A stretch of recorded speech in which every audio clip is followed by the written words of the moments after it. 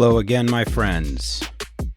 This is Steve, aka Baked and Awake, alias Victor Lopez, coming at you with episode 106 of the Baked and Awake podcast. Super pleased, as always, to be back sitting down to record the show for you today, and I'm excited to share the stories I've got for you. I say excited because, of course, I'm excited every time we get to sit down together, and every time I get to come back to this thing we've built over the last almost 3 years now. At the time of recording here, it's July 3rd, 2020, a Friday morning. Got a few minutes left in the morning here. Today we've got a couple of stories, news stories that I feel are quite important, both of which are related to topics that we've talked about quite a bit in the past here on the show.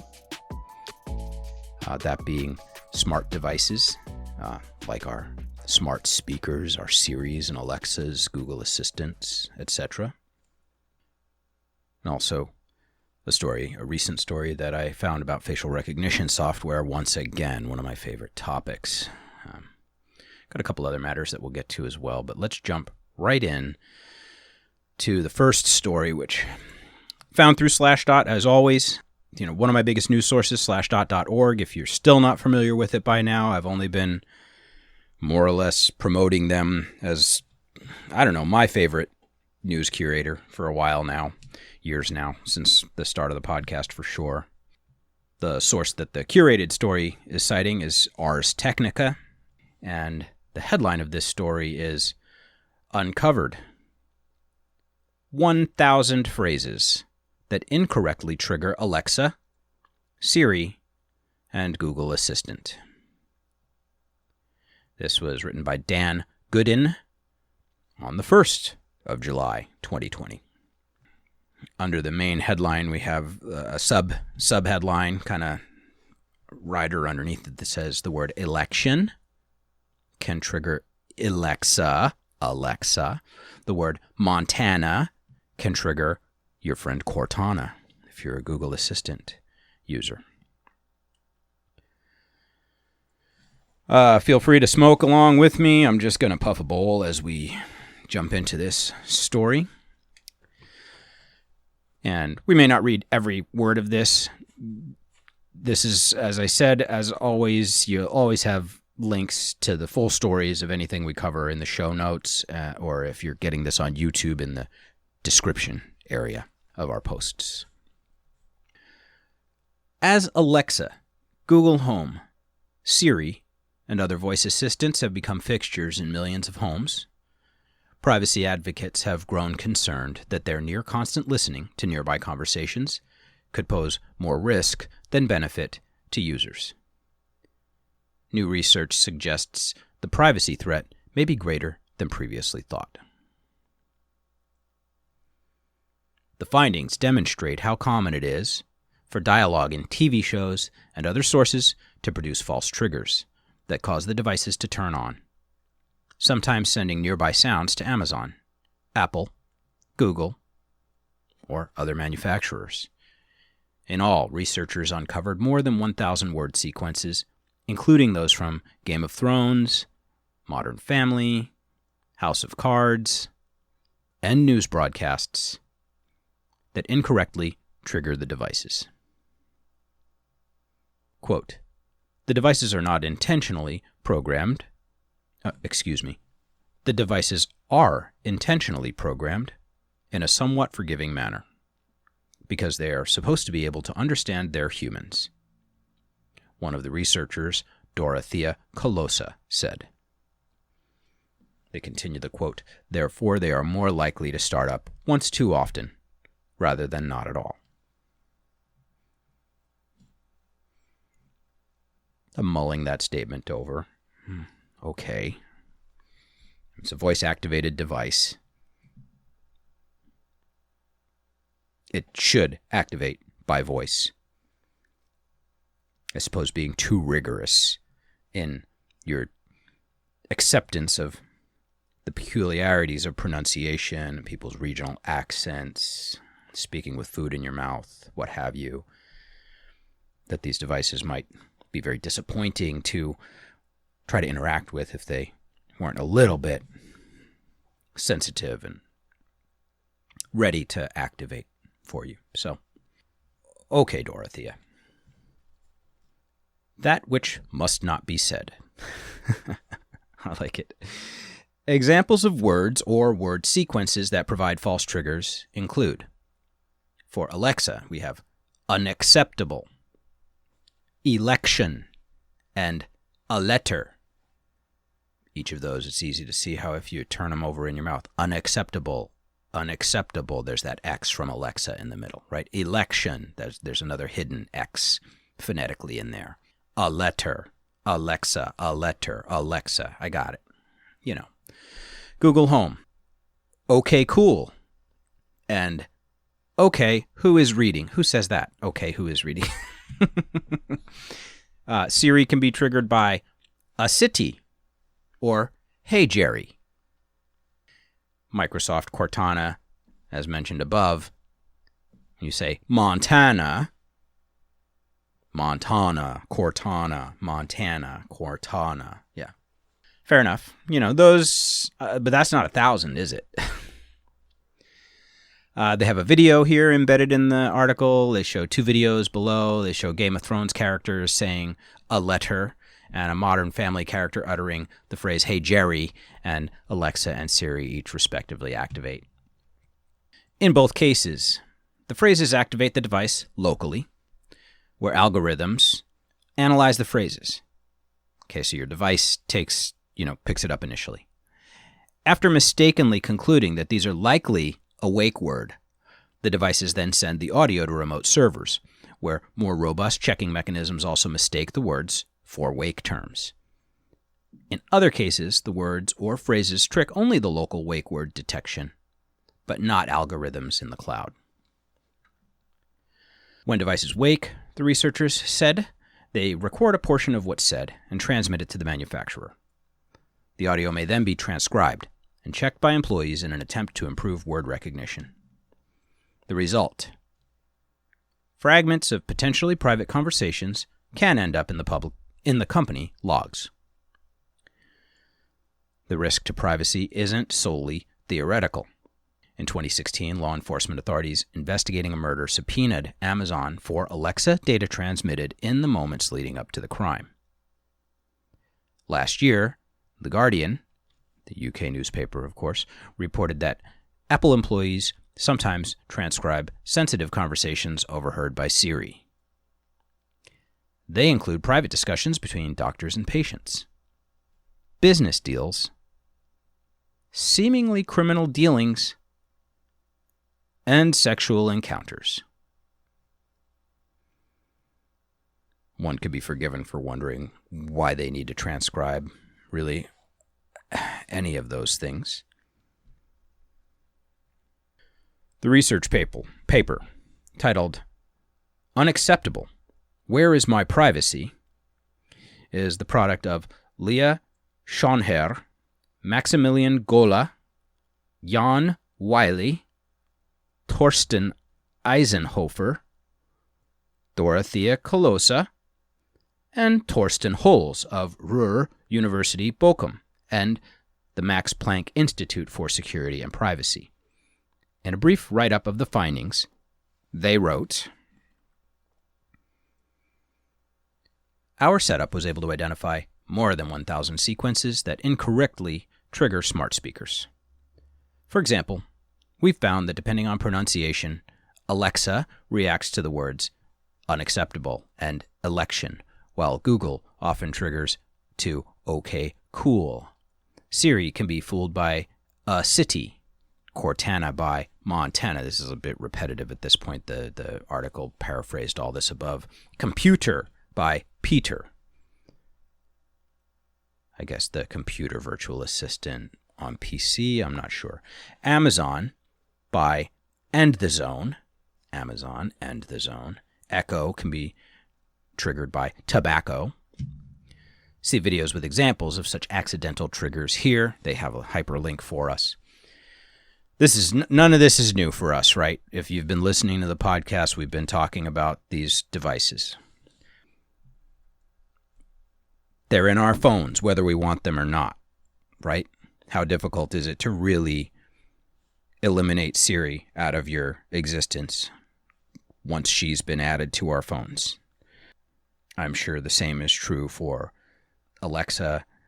Well, Alexa, of course, is the standalone device, right? I guess Amazon doesn't have a phone yet for us. If you have an Android phone, you're probably getting Google Assistant these days, though. Cortana, right? I find this stuff super concerning, and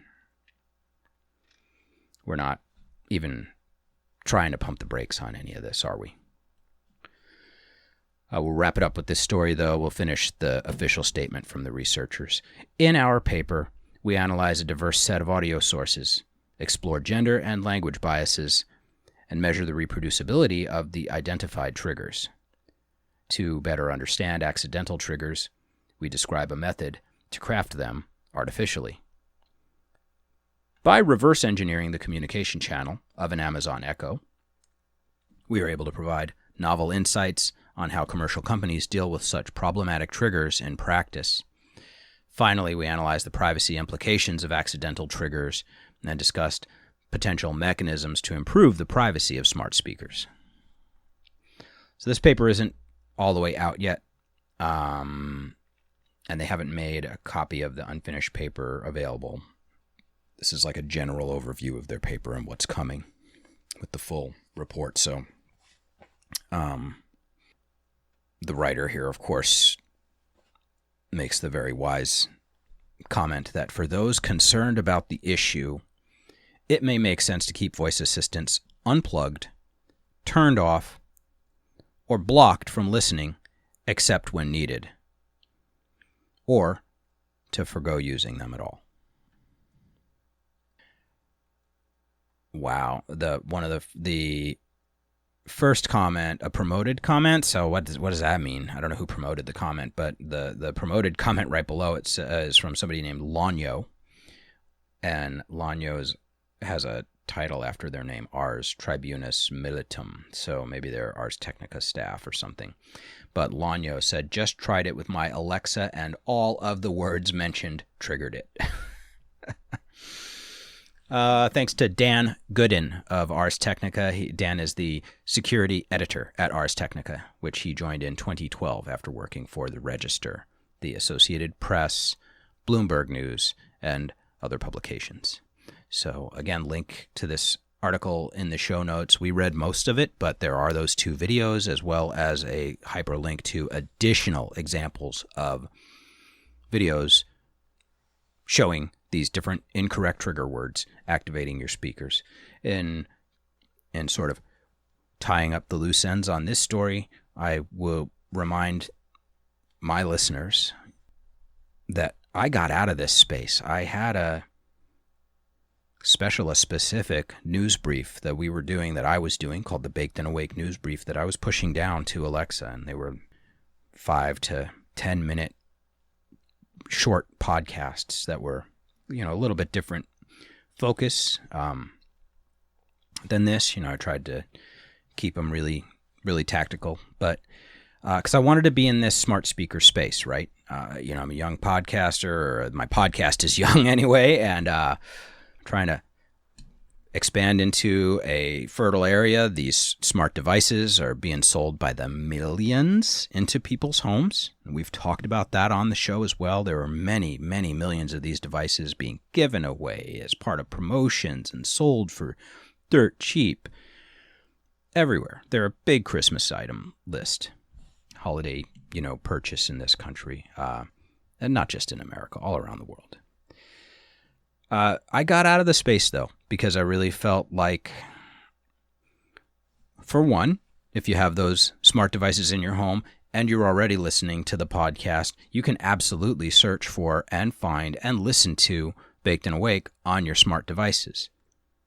I think that's lovely, and I'd love to hear from anybody who's ever done that. Listened to me on an Alexa speaker or a Google Home, what have you. But I just didn't want to record specifically for that medium when I feel like that space is, I don't know, worse than an unregulated Wild West, just a really bad security risk vector in our homes. I deleted the Alexa app off my own phone. People who know me know that I don't use most of the location services features of my phone. I don't allow Google to keep favorite places or Apple to keep favorite places, or try to shut down as many of those tracking vectors as I can. I know I've got huge gaps in that strategy. There's still, half the apps on your phone literally won't work. They'll cry the instant you open them up if you don't have location services or some other really invasive permissions enabled. And it's often for apps that you really, and at times, struggle to understand what the frick they need these permissions for. Not a fan. Don't love it. Highly skeptical of it. You should be too. This next story is just as bad, though. It really is. And then because of that, I need to take my puff, because I went ahead and read that first story, without even taking my medicine.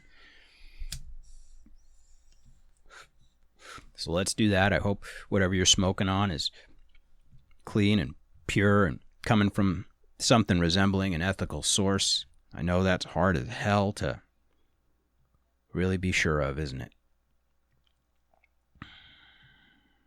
And by saying take control of that for yourself, I'm telling you to, commit a crime in a lot of places by growing a herb in your backyard. So I guess I'm not giving you that advice. I don't know. It's 2020 and we're still not totally in the clear. There's people still sitting in jail every day for doing this very thing that we're doing together right now.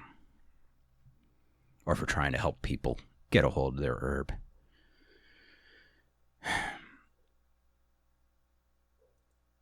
It's a bad scene.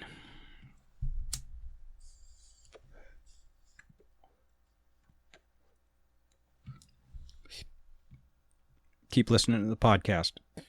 As we continue to grow, we'll keep spreading that good news. Talking about the fight. And finding ways to help. I've signed every petition that's ever been put in front of me to mitigate or commute sentences for nonviolent drug offenders, etc. The Sentencing Project we've talked about here on the show before. Great organization that's literally all about that, about getting nonviolent drug offenders out of federal penitentiaries.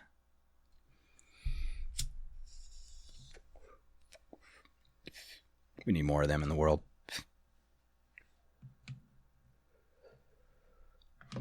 But yeah, get in touch. Talk to us at bakedandawake.com. It's always been the email. Let me know what ideas you have for me, for us together as a community to take a more active role in the fight. I feel like I'm doing nothing a lot of the time.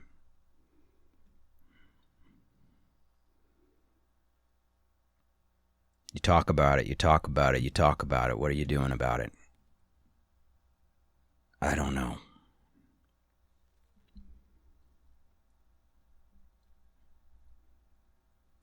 But I'd like to do more. So help me out. Help me out if you have an idea. Even if you're just trying to come up with an idea and you want to talk to me about it, just like this. Talk to us at bakedandawake.com. Get at me. All right. I got a couple puffs in me here, so let's let those settle in. And we'll go to vice.com, also by way of Slashdot. Jason Kobler on June 29th posted this story to Vice, published this story to Vice.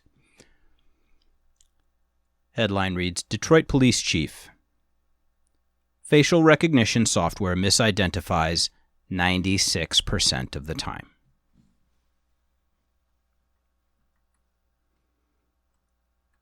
Detroit police have used highly unreliable facial recognition technology almost exclusively against black people so far in 2020, according to the Detroit Police Department's own statistics. The department's use of the technology gained national attention last week after the American Civil Liberties Union and the New York Times brought to light the case of Robert Julian Borchak Williams. It's a mouthful, Robert. A man who was wrongfully arrested because of the technology.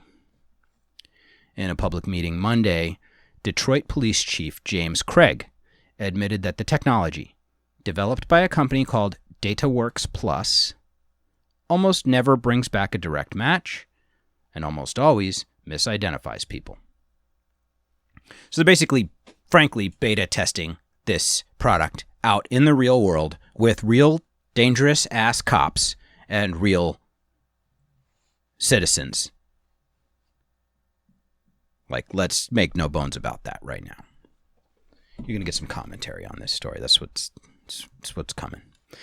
Quote, if we would use the software only, in brackets, to identify subjects, we would not solve the case 95 to 97% of the time. So if they relied on the software only for identification, they wouldn't solve the case 95 to 97% of the time. That is, if we, and this is James Craig, the police chief, speaking.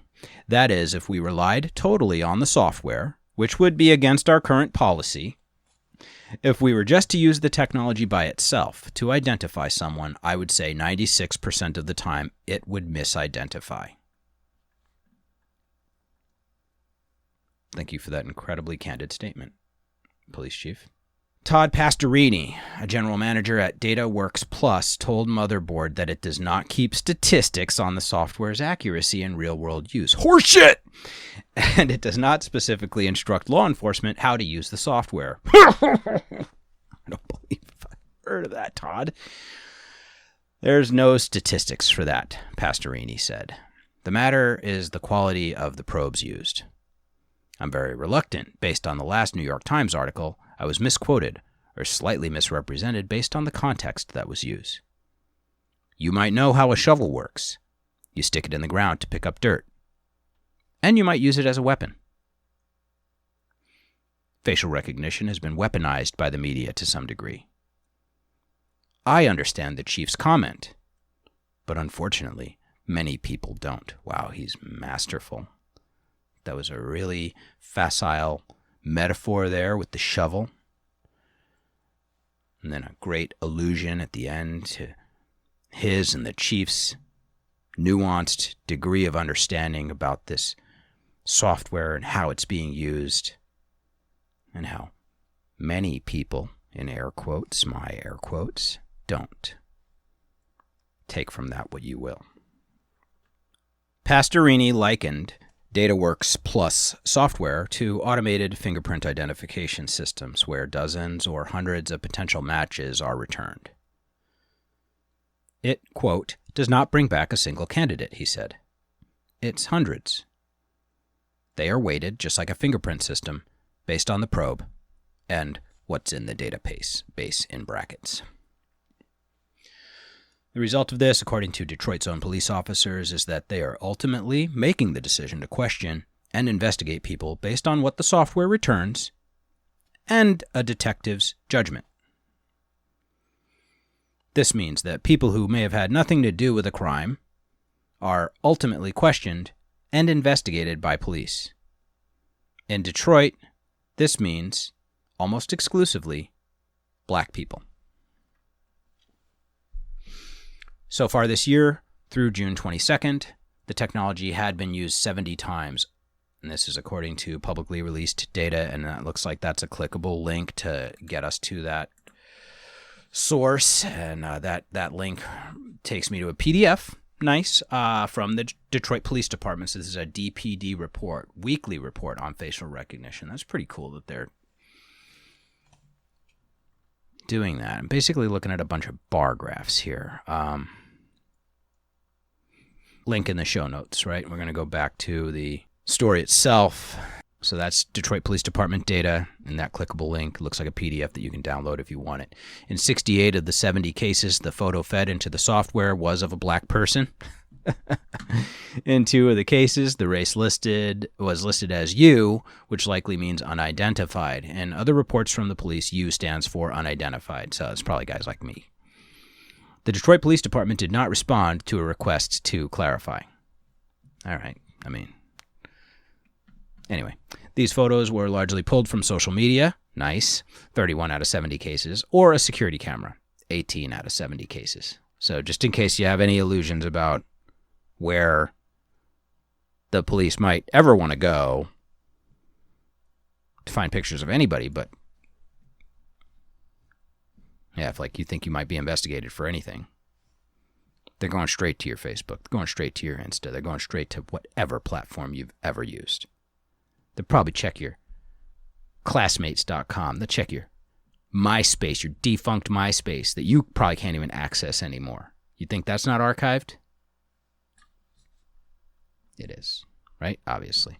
They embedded a lot of that weekly report. It looks like the first page of it there in the article, so you can read it right in the scroll.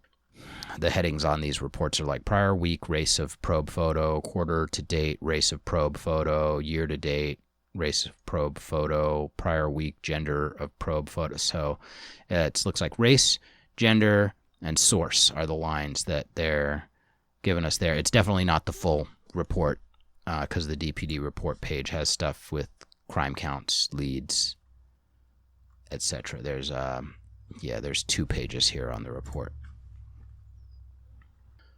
Several cities have banned police from using facial recognition software, which has well-known racial bias issues, in parentheses, and many false positive issues as well.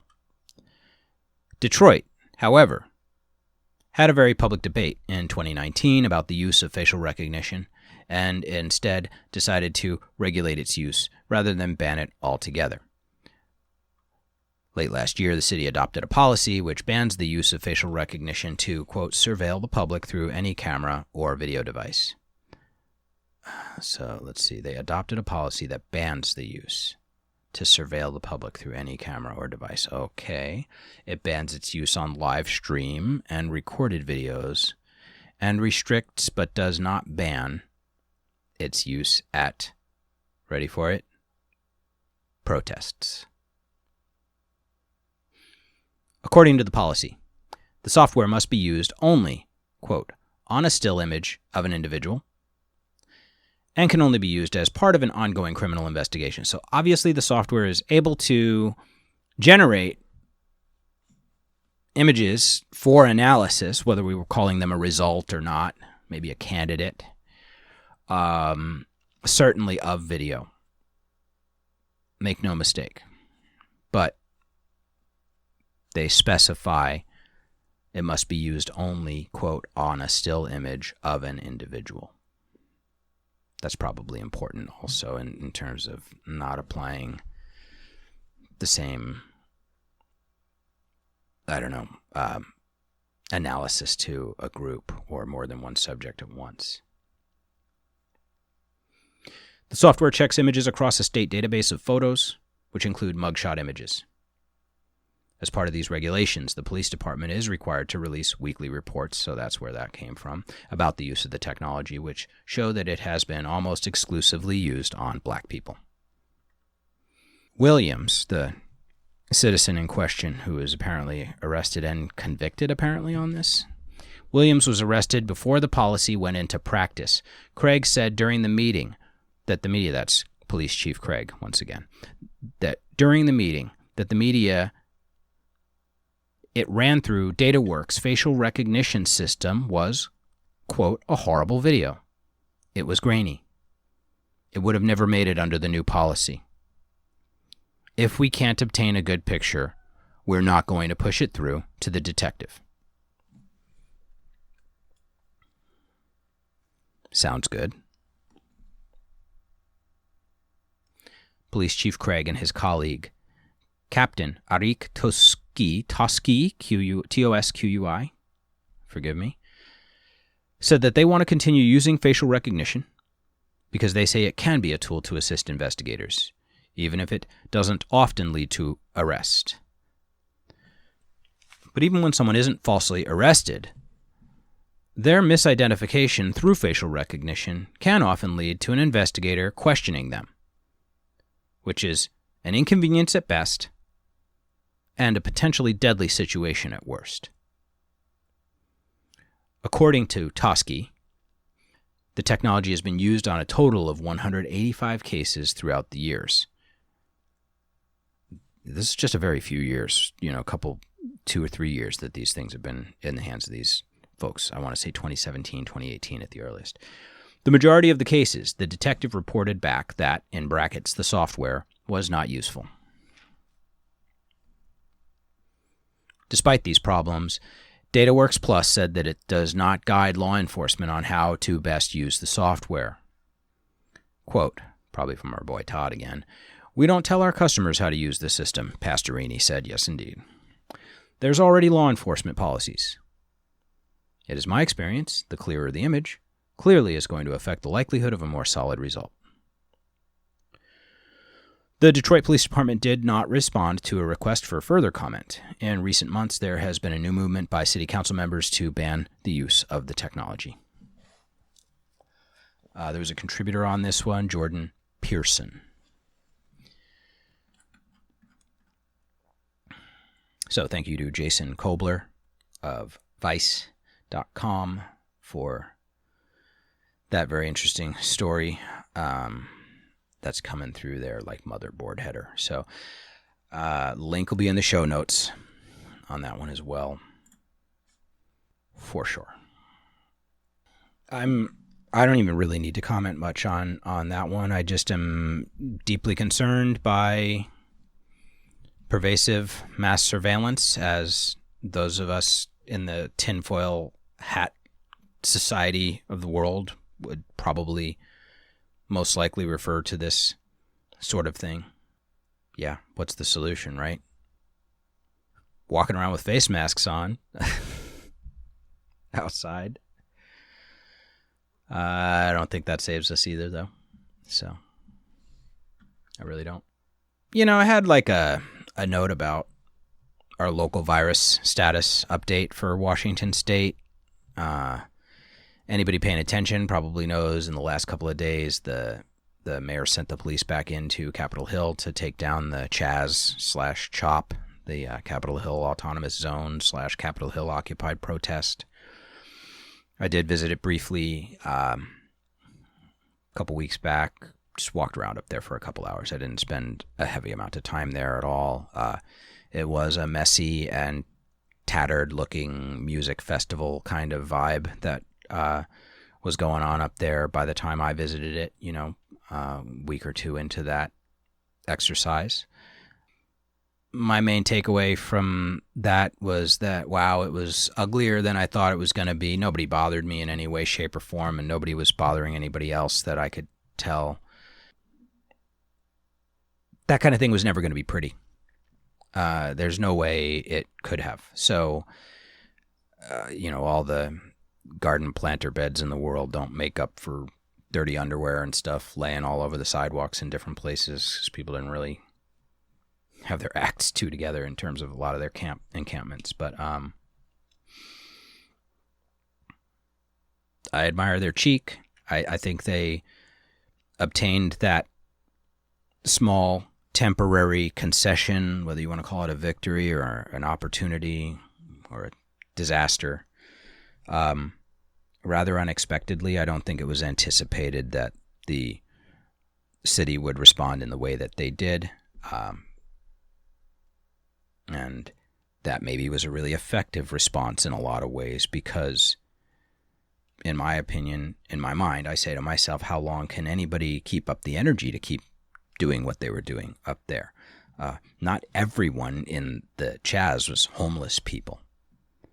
A lot of them were protesters who came from homes that they do have, and that presumably they could have left to go home to any time to take a shower or get cleaned up, or just when they decided they were done fighting, right? It's tiring to be out I know. Some people would be like, well, they were just getting high and shooting each other and laying around in the park. I mean, I'm not even going to say agree to disagree. Just do your own thing if that's all you think that was going on. I can't help you. We're in a different place. It wasn't pretty. It wasn't organized. Weird shit was going on in terms of, obviously, a couple of people got hurt, a couple of people died over these past few weeks. The protesters lay the blame at the feet of the police. The police and the mayor, of course, lay the blame at the feet of the protesters. I suspect it'll be quite some time before we're able to look back on what really happened and paint any kind of objective picture of how successful it was or was not. So that's my very short take on Chaz. I'm glad I went up to check it out. I'm glad that it happened. I'm sad for people who lost their lives. I won't say because of it. Those incidents were because of forces that have been exerting themselves on us as a society forever, generationally, for decades now.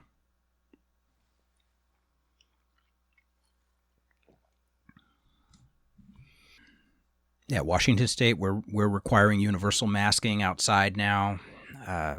Got notification via email from the Washington State Department of Labor. I had a business license here in the state, and I don't really do much with that particular business license, but of course that gets you on lots of mailing lists for the state for in case you have employees and things like that. So it kind of works out great because I kind of get that little insider information, just like the official spiel on what's going on with reopening or anything law-wise, tax-wise, etc. in the state. So a lot of the communications employers, in whatever state you're in the United States here, will be these type of messages, right, to help you know how to stay compliant. So that onus of staying masked, it also extends to all the stores, retail establishments, and restaurants and things, and it's, I guess, being put on the individual businesses to figure out how to enforce that. So that should be interesting to see, as we've already seen lots of showdowns going on over masking in public. So I'm definitely not a big fan of it. I'm not excited about it. We do stay compliant as a family when we're out, and it is at this point, we're fatigued from being scared about the virus ourselves. So it's probably just as much a matter of social peer pressure and remaining compliant as it is out of real concern at this point, speaking only for ourselves right now. I do believe the virus is real. I do believe people are getting sick and dying. I don't believe 5G towers have caused the coronavirus. Somebody's going to comment on YouTube all about it just because I opened my stupid mouth about it again.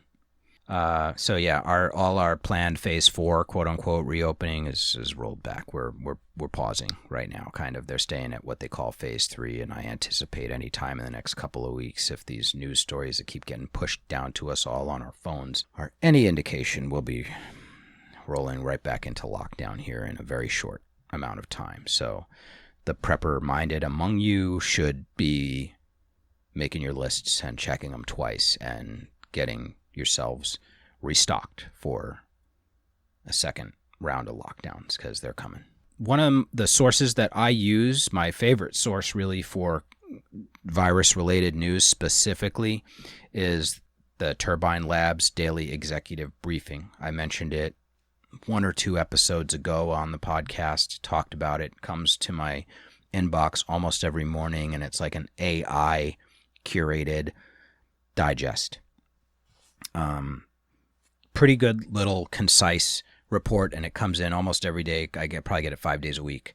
And there'll be a link in the show notes / description for you on that, but turbinelabs.com, you should be able to also poke your way around on their homepage and get to the coronavirus daily update.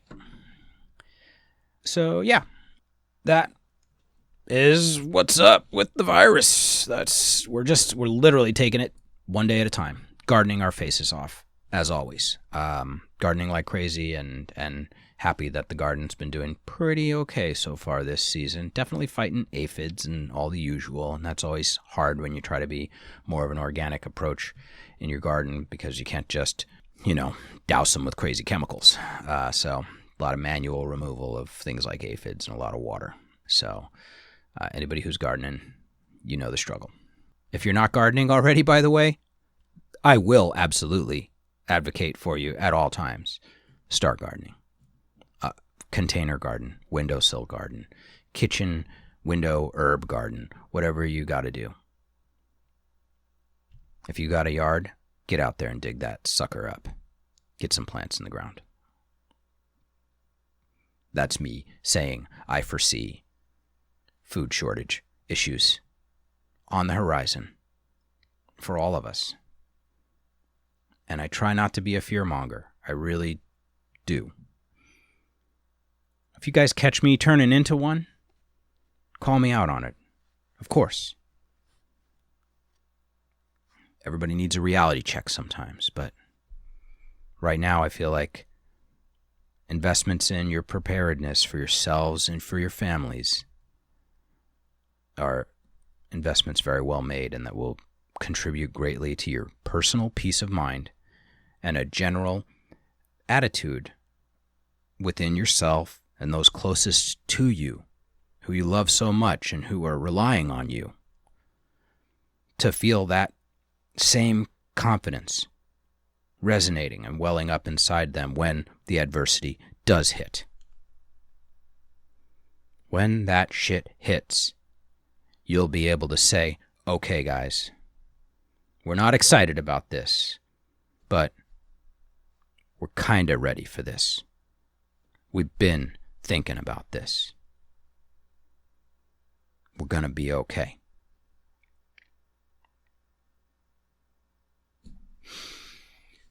Okay, so I want to have some fun, though. All right, if you've made it this far, I thank you. I love you. I love you so much. Take care of each other, everybody. I want to go out with a little tiny piece of advice. When you're out going on your walks in your local area, visit those little free libraries that are in front of people's yards and houses. It's always a great little window into the mind of the block that you're on. What you get out of those things.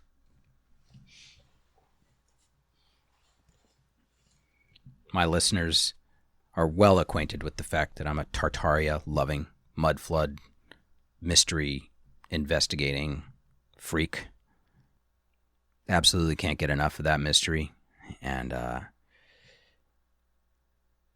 Seattle, Washington, of course, is a sort of a hotbed for at least North American discourse on this topic, right? Stolenhistory.org and the famous user Tyler Durden on there, who created one of the first, best comprehensive posts about Grand Tartaria ever.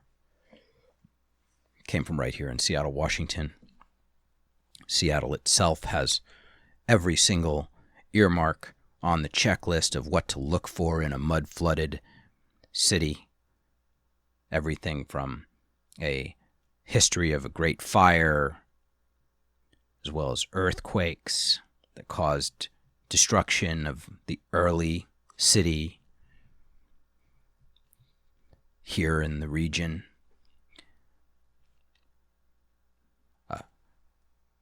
Leftover underground remnant of the city beneath the streets of the modern world.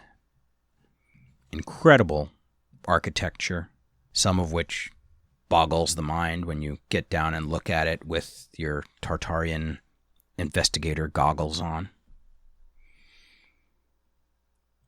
If you're new to all of this, welcome. I don't know where you've been, but I'm glad to have you.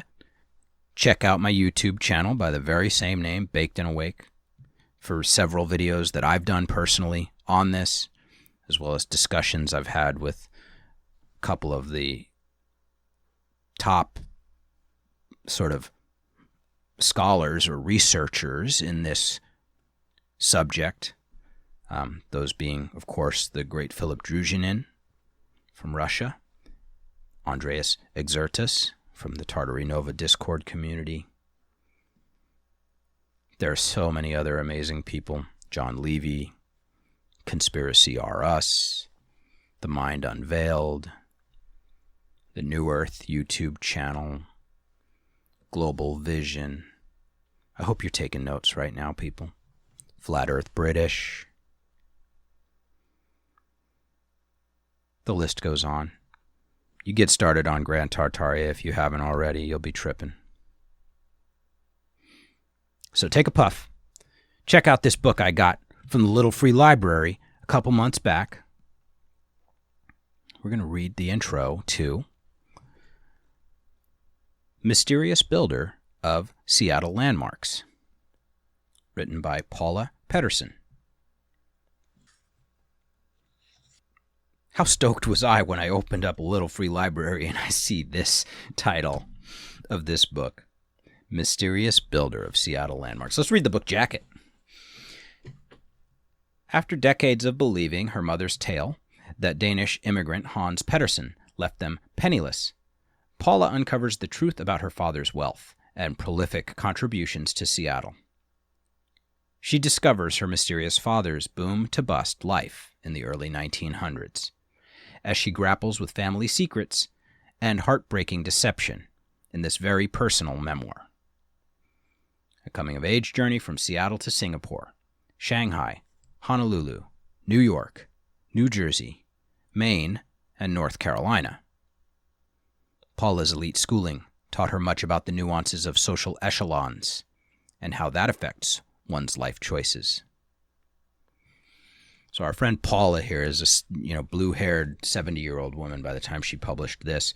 The book jacket literally features the walrus bas-relief motif on the exterior of what I believe is they call it like the Arctic Club in Seattle. I wonder if they make a note inside the book jacket here about the rear cover. I've taken a picture of this very building, and it's an incredible detailed walrus motif with like a shield below it, a olive branch and or scaled reptilian scale detail pattern going around the borders of the shield itself. There are probably over 100 of these walruses that, by the way, are 3 or 4 feet high each on the exterior of this building. Probably, of course, like molded concrete and stuff like that. So, I'm not here to make grandiose claims that I know by looking at this that, oh, you couldn't have made those walruses in the 1920s. Come on, give me a fucking break. Of course you could have. But they sure are freaking stunning when you see that building in downtown Seattle. I believe it's the Arctic Club. I've been in it one time, inside like the downstairs of it, where, it's like a members-only club, but the riffraff can go to the basic lounge at the lobby of the building, probably as your entree to getting involved with the club for real.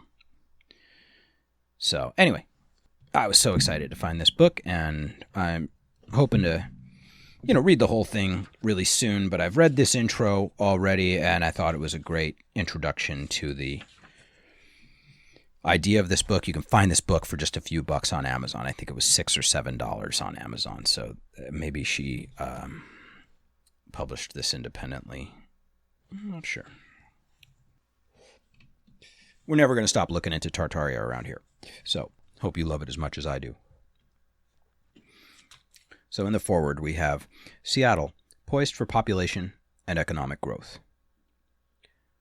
Hans Pedersen reached Seattle in 1886.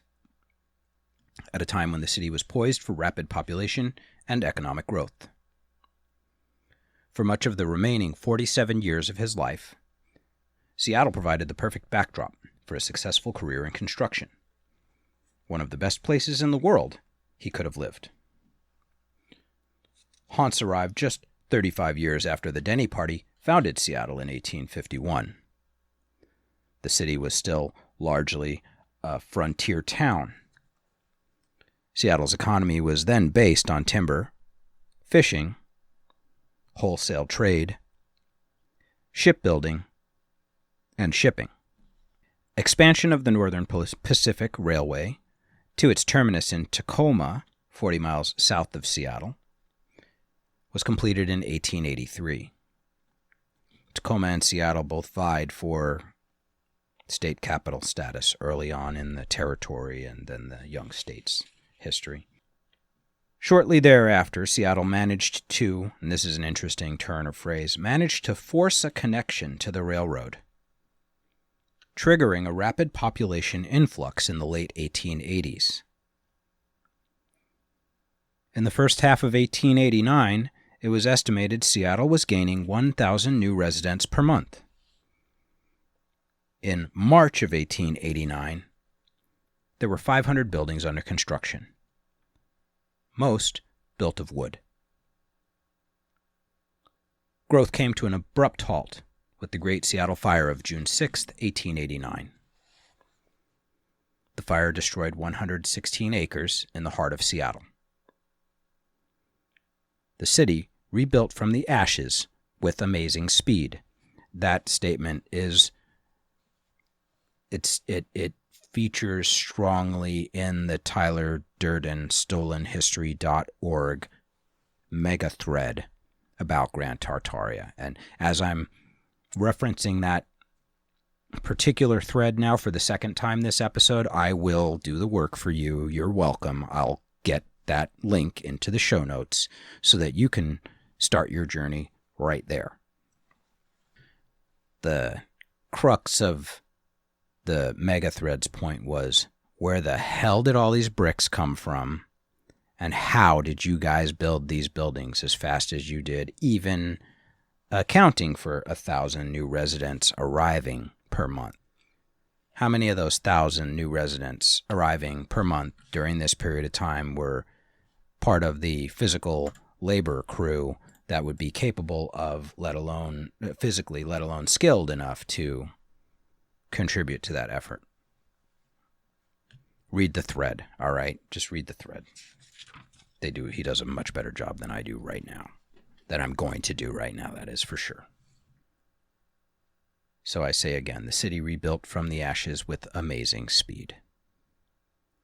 The fire created the opportunity for extensive municipal improvements, including widened and regraded streets.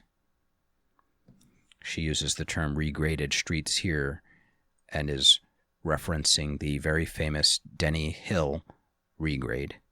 The Denny Party was one of the founding families and expeditions for the white people who came to the region, and for which many little spots in downtown Seattle are still named to this day. I've done some video on walking around up on the Denny regrade, so please check out the YouTube channel. Please, God, check out the YouTube channel, because yes, we're always first and foremost a podcast here, but I live here in Seattle. I have a phone with a camera. I have a standalone video camera, and I have the ability to go and look for all of us. And we're not done doing that. I've visited Spokane, Washington. I've visited Olympia, Washington, and I've visited sites in Tacoma, Washington as well as Burlington and other smaller areas, which I'd like to continue to do more of those small town visits, because one of the first times I ever went looking for Tartaria and for the mud flood was in Burlington, Washington, a couple of years ago in the past now. And hand to God, the first time I said to myself, I'm going to look for something on the way to where I was going. I was driving for work at the time. took a break off the side of the road, literally almost stopped randomly. What did I find? Mud Lake Road, Mud Lake, and a town with a main street with several of the buildings completely half below the normal height of the current road and town. Needless to say, that was a super gratifying stop for me. So check out the YouTube channel for all of these. I particularly recommend my video on Olympia, Washington. I worked pretty hard on that one, and my friend Whistler helped me out with that by being my guide down there. Fellow member of the Tartary Nova Discord community, where you can also get literally real-time tsunamied with research and tidbits about Tartaria from over 1,000 different people now active in that community all around the world. So, and that trip to Olympia and meeting up with Whistler definitely came as an outgrowth of being a part of that community. So, really fun to meet your internet friends in real life these days. I know Whistler will be listening to this episode when it comes out as well. He's out on the road traveling, doing some solo, lone wolf, nomad life camping, and I'm loving following his adventures along on Instagram. Yeah, so let's get back to it, though. We're almost done. We're almost there. So they regraded, right? A professional fire department also came out of this resurgence. Reconstructed wharves. I think we did our seawall after the Great Fire. And municipal waterworks. New construction in the burn district was required to be of brick or steel. The population in 1890 was 42,837, making Seattle the 70th largest city in the country. This almost doubled to 80,671 by the year 1900, boosting Seattle to 48th largest city. Growth was propelled by rapid immigration, driven by the Klondike Gold Rush. Many city neighborhoods got their start during this period. Streetcars began providing transportation once the close-in areas were settled, and growth moved to the outlying neighborhoods. All of this development was the perfect setting for Hans to thrive.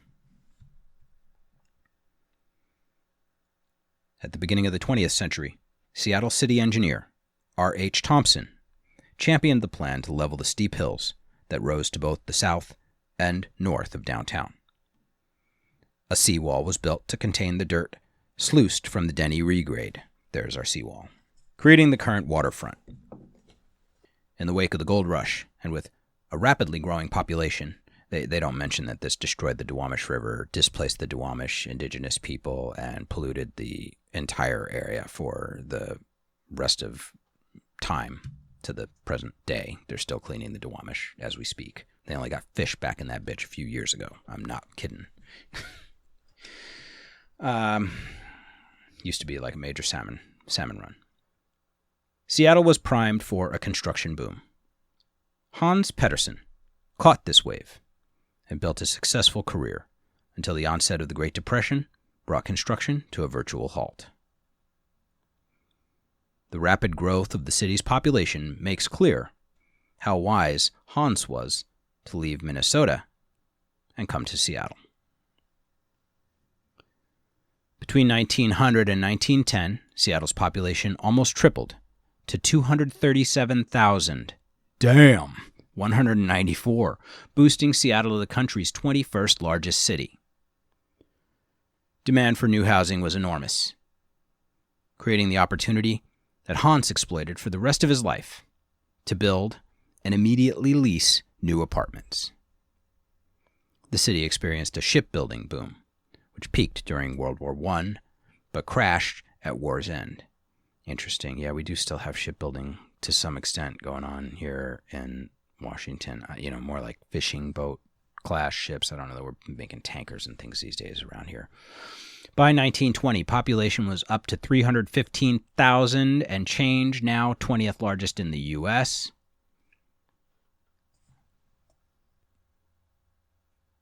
I mean, because let's see here. Back in 1900, they had 80,000 people.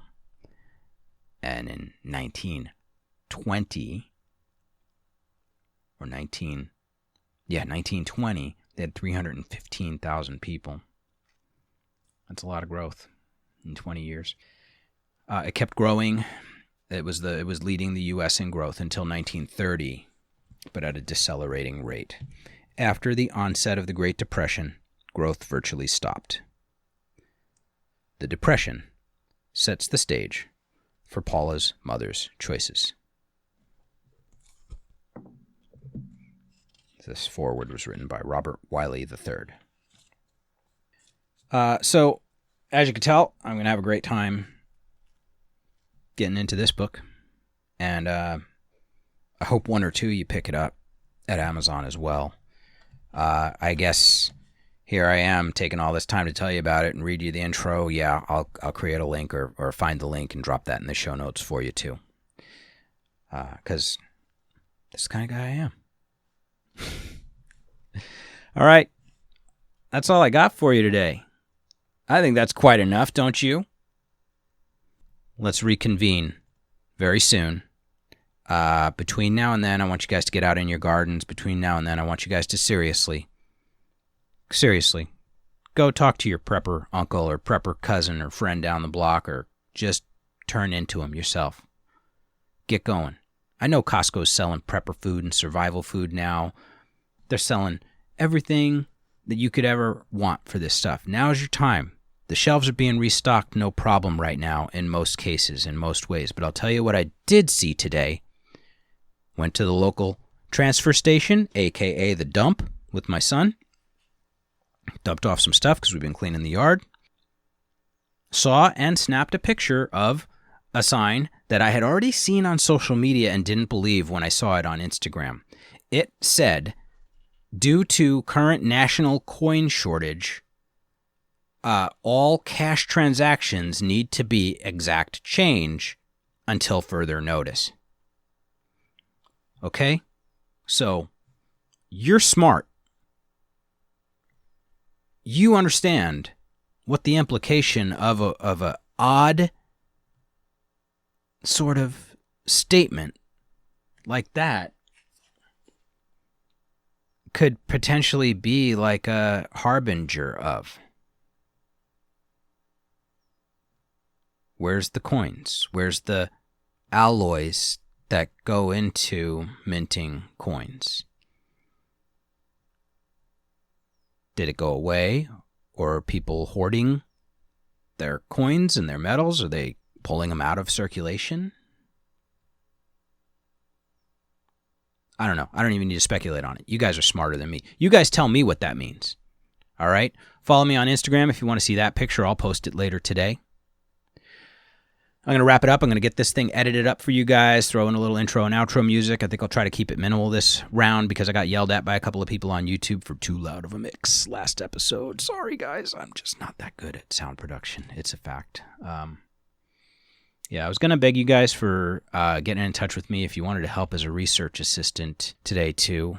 We'll talk about it more next episode, but if you just heard that and you made it all the way to an hour plus in this podcast and you do like looking things up on the internet for somebody you've never met, probably, for free, more or less, you know, like air hugs and high fives and thank you on the show kind of status, put you in the show notes kind of status.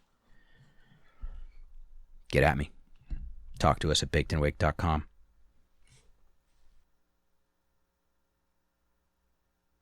All right, you guys. Get after it. And you know what you need to do while you're getting after it. Smoke that indica. Do shit anyway.